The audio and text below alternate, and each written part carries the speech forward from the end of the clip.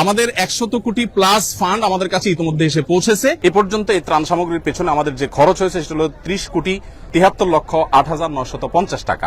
খাদ্য সামগ্রীতে 30 কোটি, শিক্ষার জন্য 20 কোটি এবং গৃহ নির্মাণে 30 কোটি, ব্যবসায়ী যারা ক্ষতিগ্রস্ত হয়েছেন, ক্ষুদ্র ব্যবসায়ী এবং কৃষক যারা ক্ষতিগ্রস্ত হয়েছেন তাদের জন্য 30 কোটি টাকা খরচ করার পরিকল্পনা হাতে নিয়েছি। বন্যার পানি একটু শুকানো শুরু করলে 1 লক্ষ পরিবারকে 25 কেজি করে চাউল দেব ইনশাআল্লাহ। এবারের 2024-এর ভয়াবহ বন্যায় ক্ষতিগ্রস্ত মানুষদের পাশে দাঁড়াবার জন্য শুরু থেকে আমরা চেষ্টা করেছি। রাত দিন এখানে কাজ চলছে। আপনারা দেখতে পাচ্ছেন আমাদের পেছনে যে কার্যক্রম, এই কার্যক্রম সারাদিন চলছে, রাতভর চলছে এবং আমাদের আজকে 10ম দিন চলছে কাজের। আর এই জায়গাতে 8ম দিন, গত শুক্রবার থেকে আমরা শুরু করেছি এই জায়গাতে। আর পুরো কার্যক্রম আমরা শুরু করেছি অনেক আগে থেকে। পুরো কার্যক্রম আমাদের চলছে 10 দিন যাবত। আর এখানে আমাদের স্পেসিফিক কাজ চলছে 8ম দিনে। আমরা এই 8ম দিনে কোন জায়গায় দাঁড়িয়ে আছি, আপনারা যেহেতু এসেছেন আমরা আপনাদেরকে একটু আপডেট দিতে চাই। আমরা এই যাবত চাল কিনেছি আমরা 998 মেট্রিক টন, যেটাতে আমাদের খরচ হয়েছে 5,55,80,000 টাকা। আমাদের ডাল কেনা হয়েছে 200 মেট্রিক টন, যেটাতে খরচ হয়েছে 2,03,60,000 টাকা। আমাদের লবণ কেনা হয়েছে 112 তেল কেনা হয়েছে 200 মেট্রিক টন, সেটাতে খরচ হয়েছে 3,15,40,000 টাকা। আর লবণ কেনা হয়েছে 112.50 মেট্রিক টন, যেটাতে খরচ হয়েছে আমাদের 38,30,000 টাকা। এবং আমাদের খেজুর কেনা হয়েছে 120 মেট্রিক টন, যেখানে খরচ হয়েছে আমাদের 4,60,50,000 টাকা। আর সুগার অর্থাৎ চিনি কেনা হয়েছে 20 টন, সেখানে খরচ হয়েছে আমাদের 23,91,200 টাকা। চিড়া কেনা হয়েছে 40 টন, সেখানে খরচ হয়েছে আমাদের 22,51,000 টাকা। এবং পানি কেনা হয়েছে 100 টন, যেখানে খরচ হয়েছে আমাদের 9 লক্ষ টাকা। আর ভুসি অর্থাৎ গোখাদ্য কেনা হয়েছে 67.38 মেট্রিক টন, সেখানে আমাদের খরচ হয়েছে 2,29,06,750 টাকা। সর্বসাকুল্যে আমাদের মালামাল কেনা হয়েছে 1,857.88 মেট্রিক টন। ত্রাণ সামগ্রী কেনা হয়েছে এ পর্যন্ত, যেখানে খরচ হয়েছে 16,58,08,950 টাকা। আর আমরা পানি একটু শুকিয়ে গেলে, বন্যার পানি একটু শুকানো শুরু করলে 1 লক্ষ পরিবারকে 25 কেজি করে চাউল দেব ইনশাআল্লাহ।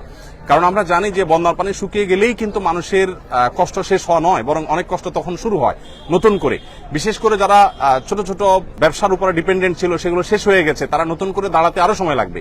তারা যেন দাঁড়াতে পারে এবং 15 দিন 20 দিন যাতে অ্যাটলিস্ট তারা চলতে পারে, সেজন্য আমরা 1 লক্ষ পরিবারকে 25 কেজির করে চাউলের বস্তা দেব।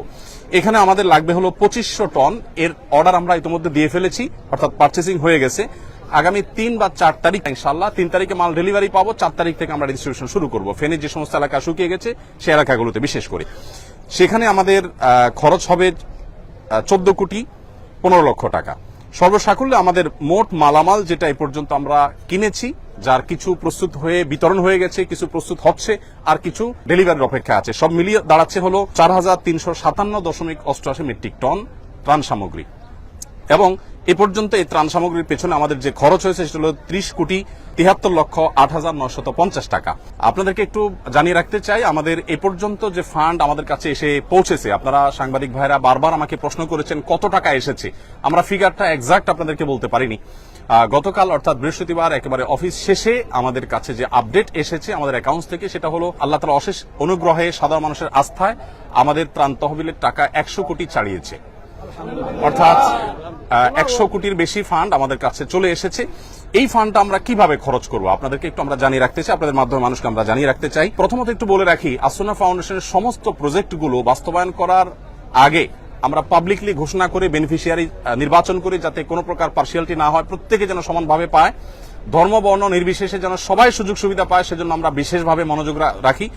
আর আমাদের প্রজেক্ট বাস্তবায়ন শেষে আমাদের প্রত্যেকটা টাকার হিসাব পাই করে আমরা সোশ্যাল মিডিয়ার উন্মুক্ত প্ল্যাটফর্মে দিয়ে থাকি। আমরা 2022-এর বন্যায় অর্থাৎ সিলেটের বন্যায় 18 কোটি টাকার কাজ করেছিলাম, তার প্রতিটি টাকার হিসাব আমরা সোশ্যাল মিডিয়াতে দিয়েছিলাম। তেল কোন কোম্পানির কত টাকায় কিনেছি, আমরা কি পরিমাণ কিনেছি, লবণ, চাল, প্রত্যেকটা জিনিস আমরা ডিটেল এভাবে দিয়ে থাকি। তো এবারও ইনশাল্লাহ তার ব্যতিক্রম হবে না, প্রত্যেকটা টাকার হিসাব আমরা যথারীতি ইনশাল্লাহ যথাসময় দেবো আল্লাহ চাহেন তো। এখনো পর্যন্ত আমাদের এখানে ত্রাণবাহী 80টি গাড়ি গত কয়েকদিন আমাদের স্পটে পৌঁছেছে। আবার সেনাবাহিনীর মাধ্যমে আমরা অনেকগুলো কাভার্ড ভ্যান হস্তান্তর করে দুর্গম এলাকাগুলোতে তাদের মাধ্যমে বিতরণ করেছি আমরা। আজকে আমাদের এখানে যে কাজ চলছে, আজকে আমাদের এখানে সকাল থেকে জোহরের আগ পর্যন্ত 8টা কাভার্ড ভ্যান ফিল আপ হয়ে চলে গেছে এবং আজকে সর্বসাকুল্য আমাদের 23টা কাভার্ড ভ্যান ইনশাল্লাহ ভরবে। এখানে যে কাভার্ড ভ্যান গুলো আছে এগুলো মাল আনলোড হওয়ার পর আবার লোড হওয়া শুরু হবে। একদিক থেকে আনলোড হয় আর দিক থেকে লোড হয়। এখানে প্রতিদিন 2 থেকে 2,500 মানুষ কাজ করছে, সবাই স্বতঃস্ফূর্তভাবে কাজ করছে। এখানে ঢাকা ইউনিভার্সিটির সম্মানিত প্রফেসর, সিনিয়র প্রফেসর আছেন, কাজ করছেন, আমি চিনি ব্যক্তিগতভাবে। এখানে বাংলাদেশ সেনাবাহিনীর কর্মরত ব্যক্তিবর্গ, সদস্যগণ তারা আছেন, কাজ করছেন ছুটির দিনে। আবার এখানে কয়েকজন হিন্দু ধর্মাবলম্বী ভাইয়েরা কাজ করছেন এবং আমাদের আজকে দুপুরের খাবার ছিল বিরিয়ানি। তাদের জন্য আমরা আলাদা খাবার প্রস্তুত করেছি, যেহেতু আমরা জানি আমাদের হিন্দু ধর্মাবলম্বী ভাইরা গরু গোশত খান না, তাদের উপযোগী খাবার আমরা প্রস্তুত করেছি এবং তারাও কিন্তু এখানে শ্রম দিচ্ছে। আমাদের একজন অটো রিক্সা চালকের সন্ধান আজকে আমরা জানতে পেলাম যে তারা ইউনাইটেড ইউনিভার্সিটি ওই জায়গা থেকে এখানে কেউ ত্রাণের কাজে আসছে বললেই তাদেরকে ফ্রি তিনি আনা নেওয়া করছেন। তিনি আমাদেরকে বলেনও নাই, প্রকাশও করতে চান না, কিন্তু সামহাও আমরা জেনে গেছি। তো স্বতঃস্ফূর্ততা কতভাবে হতে পারে, কত ধরনের হতে পারে, সেটা আসলে আমরা আপনাদেরকে বলে বুঝাতে পারবো না যে মানুষ কতভাবে স্বতঃস্ফূর্তভাবে কাজ করতে পারে এখানে, সেটা এখানে চলছে। তো আমরা একটু আপনাদেরকে জানিয়ে রাখতে চাই যে যত টাকা আমাদের কাছে এসছে এবং এক্সপেক্টেড আরো যে টাকা আসবে, আমরা কিছুদিনের মধ্যে ইনশাআল্লাহ আমাদের ফান্ড ক্লোজ করব, অর্থাৎ এই তহবিলে আর আমরা ডোনেশন সংগ্রহ করব না। আমাদের প্রত্যেকটা প্রজেক্ট বাস্তবায়নের ক্ষেত্রে আমরা এই নীতিমালা ফলো করি। একটা নির্দিষ্ট সময়ের পর আমরা বলে দেই এই প্রজেক্টে আর কোনো টাকা দেওয়া যাবে না, আমরা অফ করে দেই, কারণ আমাদের একটা প্ল্যান থাকে, প্ল্যান অনুযায়ী আমরা সাধারণত কাজ করে থাকি। তো এবারে আমরা যেটা আশা করছি, যেটা করব, সেটা হলো খাদ্যে ইতিমধ্যে আমরা 30 কোটি 73 লাখ টাকা খরচ করেছি, যেটার মধ্যে 2500 মেট্রিক টন চাল আমরা 4 তারিখ থেকে বিতরণ শুরু করব। আর এর বাইরে কৃষি এবং ব্যবসা যে ক্ষতি হয়েছে আমাদের কৃষকদেরকে তাদের পুনরায় কৃষি কাজ শুরু যেন করতে পারে, সেজন্য আমরা তাদেরকে অর্থ সহায়তা দিব। আমরা আসুন্না ফাউন্ডেশন থেকে ক্ষুদ্র ঋণ, সেটা আপনার সুদমুক্ত হোক আর সুদযুক্ত হোক, কোনোভাবে আমরা সুদ ঋণ দেই না, বরং আমরা সম্পূর্ণ ডোনেশন দিয়ে তাদেরকে দাঁড়াবার জন্য আমরা সহায়তা করি। তো সেই জায়গা থেকে কৃষি এবং ব্যবসা বলতে ছোট ছোট ব্যবসায়ী, একজন মুদি দোকানদার, তার দোকানটা পুরোটা পানিতে শেষ হয়ে গেছে, তখন তাকে আবার একটা দোকান আমরা দাঁড় করে দেওয়ার জন্য কাজ করব। এই খাতে আমরা 30 কোটি টাকা খরচ করার পরিকল্পনা প্রাথমিকভাবে হাতে নিয়েছি, যে আমরা কৃষি এবং ব্যবসায় 30 কোটি টাকা খরচ করব। আমরা জানি যে প্রচুর মানুষ গৃহহীন হয়ে গেছেন, যারা গৃহহীন হয়ে গেছেন সেই মানুষগুলোর জন্য আমাদের পরিকল্পনা হলো যে আমরা 30 কোটি টাকা ইনশাআল্লাহ খরচ করব এই খাতে। অর্থাৎ যারা গৃহহীন হয়ে গেছেন, কাউকে হয়তো আমরা 10,000 টাকা দিয়ে সহায়তা করব, কাউকে 20,000 দিয়ে, কাউকে 1 লাখ দিয়ে। এটা ভ্যারি করবে যে কার অবস্থা কতটুকু, অর্থাৎ ক্ষতি কি পরিমাণ হয়েছে, কারণ আমরা জানি সবার একরকম ক্ষতি হয় নাই, কারোর একেবারে শেষ হয়ে গেছে সব, তাকে হয়তো 1 লাখ টাকা আমরা দিব। 1 লাখ টাকা দেওয়া বলতে 1 লাখ টাকা আমরা একসাথে দিয়ে দিব না, তাকে একটা নির্দিষ্ট সার্টেন অ্যামাউন্ট দিয়ে বলবো এই পর্যন্ত আপনি কাজ নিয়ে আসেন, তারপর আপনি দ্বিতীয় কিস্তি পাবেন, তারপর তৃতীয় কিস্তি পাবেন, যাতে করে টাকাটা পেয়ে গরিব মানুষ নষ্ট করে না ফেলে। এবং সমস্ত টাকা আমাদের অনলাইনে আমরা দিয়ে থাকি, মোবাইল ব্যাংকিং এর মাধ্যমে। নগদ কোনো টাকা আমরা সাধারণত দেই না, কারণ এখানে ট্রান্সপারেন্সির যে জায়গাটা সেটা তখন পরিচ্ছন্ন থাকে, কারণ যাদের মাধ্যমে আমরা দেবো তারা তো ভলান্টিয়ার, কারোর কাছে আমি টাকা দেবো সে আবার হস্তান্তর করবে, এটা আমরা করি না। আমাদের যে বেনিফিশিয়ারি, তাদের যে ডিটেল, সেই ডিটেল পাওয়ার পর আমরা সেই ডিটেল অনুযায়ী তাদের কাছে আমরা পাঠিয়ে দিব অনলাইনে, মোবাইল ব্যাংকিং এর মাধ্যমে। তাহলে কৃষি এবং ব্যবসায় 30 কোটি এবং গৃহ নির্মাণে 30 কোটি এবং শিক্ষায় 20 কোটি টাকা আমরা খরচ করার সিদ্ধান্ত নিয়েছি, কারণ আপনারা জানেন শিক্ষার খাতে আমাদের প্রচুর ক্ষতি হয়েছে। বিশেষ করে আমাদের যে সমস্ত শিশুরা, অনেকের আপনার বই পুস্তক নষ্ট হয়ে গেছে, পড়ালেখা পিছিয়ে গেছে, তাদেরকে আমরা স্বেচ্ছাসেবীদের মাধ্যমে কিভাবে পিছিয়ে পড়েছে তাদেরকে উদ্ধার করার, সেজন্য আমরা কাজ করব। আরেকটা জায়গা আমরা কাজ করব, সেটা হলো যে বন্যা যাতে প্রকোপ কমিয়ে আনা যায়, সেজন্য সুদূর প্রসারী প্ল্যান কিভাবে করা যায়, আমরা অনেকগুলো পরিকল্পনা মাথায় রেখেছি, এখনো চূড়ান্ত করি নাই। সেটা নিয়ে আমরা কাজ করব যে কিভাবে বন্যায় দুর্গতি কমানো যায়। আমরা শুধু ত্রাণ দিলাম সেটাই নয়, বন্যার পানি যাতে নেমে যাওয়ার রাস্তাগুলো পরিচ্ছন্ন থাকে, খালগুলো যাতে পরিষ্কার থাকে। বিশেষ করে এটা সরকারের যারা সংশ্লিষ্ট দায়িত্ব আছেন তারা দেখবেন, নোয়াখালী, চৌমুহনী, লক্ষ্মীপুর এই এলাকাটাতে রাস্তার ধারে যে বড় খাল চলে আসছে, আপনারা জেনে থাকবেন, আমি ওই এলাকার ছেলে, আমি ছোটবেলা থেকে এই খালগুলোকে দেখেছি, এগুলো দখল হয়ে আছে, অর্থাৎ দখলদাররা দখল করে আছে এবং এগুলো নাব্যতা হারিয়ে ফেলেছে, যার কারণে এই যে বন্যার পানি এটা নেমে যাওয়ার জন্য মিনিমাম যে খাল প্রয়োজন সেটা পর্যন্ত নাই, যার কারণে দুর্দশা আজকে চরম অবস্থায় পৌঁছেছে। আমরা যদি চাই যে প্রতি বছর এরকম ত্রাণ নিয়ে আমরা দৌড়াবো না বা দৌড়াতে হবে না, এটা যদি চাই তাহলে এই খালগুলো আমাদেরকে খনন করতে হবে এবং এগুলো নাব্যতা ফিরিয়ে আনতে হবে, এগুলো দখলমুক্ত করতে হবে। এটা বাংলাদেশ সরকারের কাজ। আমাদের যদি এখানে কোনো অংশগ্রহণ করার সুযোগ থাকে, আসন্ন ফাউন্ডেশন সম্পূর্ণ প্রস্তুত যে আমাদের ভলান্টিয়ার টিম নিয়ে, আমাদের ক্ষুদ্র ফান্ড নিয়ে আমরা ঝাঁপিয়ে পড়বো, যাতে করে প্রতি বছর বন্যা হলে আমরা ত্রাণ নিয়ে যেতে না হয় এবং বন্যা যাতে খুব বেশি দীর্ঘস্থায়ী না হয়। ফেনী, নোয়াখালী, লক্ষ্মীপুর আমি নিজে গিয়েছি, অনেক এলাকা আছে যেখানে পানি ঠায় দাঁড়িয়ে আছে, নামার কোনো নামগন্ধ নেই, 1 সপ্তাহ 10 দিন 15 দিন পর্যন্ত পড়ে আছে। তো সেটা যেন না হয় সেজন্য আমরা চেষ্টা করছি।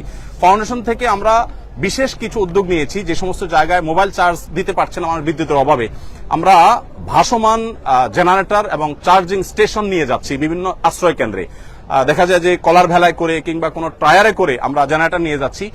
ইউনাইটেড ইউনিভার্সিটির এবং ইস্ট ইউনিভার্সিটি স্টুডেন্টরা অনেকে আমাদেরকে জেনারেটর দিয়েছে, এসিআই আমাদেরকে কিছু জেনারেটর দিয়েছে, আমরা নিজেরা কিছু জেনারেটর ভাড়া নিয়েছি।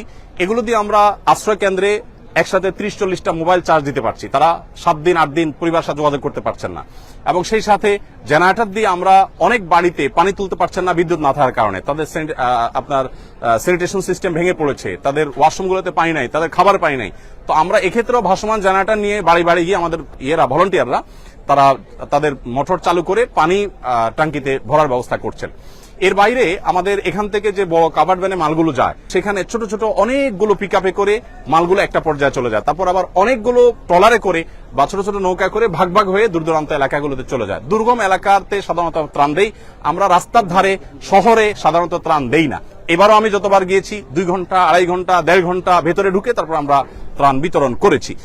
আমাদের কাছে যে সমস্ত ত্রাণের সামগ্রী মানুষ দিয়েছে সেগুলো কিন্তু আমি যে হিসাব দিয়েছি এর বাইরে, অর্থাৎ আমাদের যে 4300 টন আমরা ত্রাণ সামগ্রী দিচ্ছি এগুলো আমাদের পারচেসিং করা। এর বাইরে আরো বহু জিনিস আমাদের কাছে এসেছে বিভিন্ন প্রতিষ্ঠান থেকে, বনরুটি, পাউরুটি, কেক, গুঁড়ো দুধ, মুড়ি, পোশাক, মেয়েদের পোশাক, ছেলেদের পোশাক, কারণ আশ্রয় কেন্দ্রগুলোতে তাদের পোশাকের দরকার হয়, এক পোশাকে চলে আসছে। তারপরে বাচ্চাদের জন্য তাদের উপযোগী খাবার, মেয়েদের জন্য আপনার স্যানিটারি ন্যাপকিন, তারপর বিভিন্ন সাইজের পানির বোতল, জেনারেটর, রেডি প্যাকেজ, তারপরে লবণ, পানি, বিস্কিট, গুঁড়া দুধ, লুঙ্গি, চাল, সাবান, সুজি, বিস্কিট, স্যালাইন, এই জাতীয় অনেক জিনিস এসেছে যেগুলো বিভিন্ন প্রতিষ্ঠান দিয়েছে, সেগুলোর সাথে সাথে আমরা পাঠিয়ে দিয়েছি। তো এই হলো আমার কাছে আপডেট যে 100 কোটি টাকা আমাদের ক্রস করেছে ফান্ড, সেটাকে আমরা কিভাবে খরচ করবো একটা পরিকল্পনা আপনাদেরকে দিয়েছি। আর পুঙ্খানুপুঙ্খ প্রতিটি টাকার হিসেব আলাদা করে আমাদের প্রত্যেকটা প্রজেক্টে যেভাবে করি ঠিক একইভাবে আমরা প্রজেক্ট শেষে ইনশাআল্লাহ আপনাদের মাধ্যমে জানাবো। আর ডিটেইল প্ল্যান যেটা সেটা আমরা জানাবো ইনশাআল্লাহ। আর একটা বিষয় একটু বলি যে আমাদের এই যে পরবর্তী কার্যক্রম হবে সেটা আমরা কিভাবে করব। আমরা অন্যান্য প্রজেক্টগুলো যেভাবে করি যে প্রত্যেকটা প্রজেক্টে আমরা উপকারভোগী নির্বাচনের জন্য কয়েকটা লেয়ারে আমরা কাজ করি। প্রাথমিকভাবে আমরা গুগল ফর্ম দিয়ে অনলাইনে বলি যে আপনার আশেপাশে যারা আছেন দুর্গত, অভাবগ্রস্ত, তাদের তথ্য দেন। যেমন বৈষম্যবিরোধী ছাত্র জনতার আন্দোলনে যারা মারা গেছেন তাদের জন্য আমরা ইতিমধ্যে বলেছি যে আমরা 5 কোটি টাকা বাজেট আমরা দিয়ে দিয়েছি, আরো 5 কোটি টাকা করার আমাদের স্বপ্ন বা পরিকল্পনা আছে। তো এইখানে কাজ করবার জন্য আমরা গুগল ফর্ম দিয়ে দিয়েছি যে আমরা কোনো লোক নির্বাচন করব না, আপনারা সাধারণ মানুষ সারা দেশ থেকে তথ্য দেন। তথ্য দেওয়ার পর এই বন্যার ক্ষেত্রে একই আমরা তথ্য নিব। তথ্য দেওয়ার পর যে সমস্ত স্টুডেন্টরা আছেন, কলেজ ইউনিভার্সিটি পড়ুয়া স্টুডেন্টরা আছেন, তারা অনেকে আমাদের স্বেচ্ছাসেবী, তাদেরকে আমরা এলাকায় পাঠাবো এই তথ্যগুলো ভেরিফাই করার জন্য। প্রত্যেকটা তথ্যের সাথে বাস্তবে মিলানোর পর তারা সুপারিশ করবেন, স্থানীয় ইমাম সাহেবরা সুপারিশ করবেন। এর পরের ধাপে এসে আমরা ইমপ্লিমেন্টেশন যাব, অর্থাৎ তাদেরকে উপকারভোগী আমাদের সেই সেবাটা আমরা তাদেরকে দেব, যাতে করে উপযুক্ত ব্যক্তি পান। এখানে মাঝখান থেকে কোনো সুবিধা যেন নিতে না পারে অবৈধভাবে, অনৈতিকভাবে, সেজন্য আমরা খুবই সচেষ্ট। তো এই হলো মোটামুটি আমাদের কার্যক্রম। আমাদের 100 কোটি প্লাস ফান্ড আমাদের কাছে ইতিমধ্যে এসে পৌঁছেছে এবং আমরা এ পর্যন্ত ওই টাকাটাকে খরচ করার একটা পরিকল্পনা দাঁড় করিয়েছি। খাদ্য সামগ্রীতে 30 কোটি, আমাদের শিক্ষার জন্য 20 কোটি এবং পুনর্বাসনের জন্য 30 কোটি এবং ব্যবসায়ী যারা ক্ষতিগ্রস্ত হয়েছেন, ক্ষুদ্র ব্যবসায়ী এবং কৃষক যারা ক্ষতিগ্রস্ত হয়েছেন তাদের জন্য 30 কোটি টাকা খরচ করার পরিকল্পনা হাতে নিয়েছি। এর বাইরে পরবর্তী কোনো দুর্যোগ হলে সেটা যেন আমরা মোকাবেলা করতে পারি বা সেটা যেন খুব বেশি ভয়াবহ রূপ নিতে না পারে, সেটার জন্য আমাদের একটা আলাদা প্রজেক্ট আছে। সেটা এখন আমরা চূড়ান্ত করতে পারিনি যে সেখানে আমরা কতটা খরচ করবো, এটা নির্ভর করবে ফান্ড আর কি আসছে না আসছে। তবে আমরা খুব শীঘ্রই ফান্ড নেওয়া বন্ধ করে দিব। আসুন্নাহ ফাউন্ডেশন, উম্মার স্বার্থে সুন্নাহর সাথে।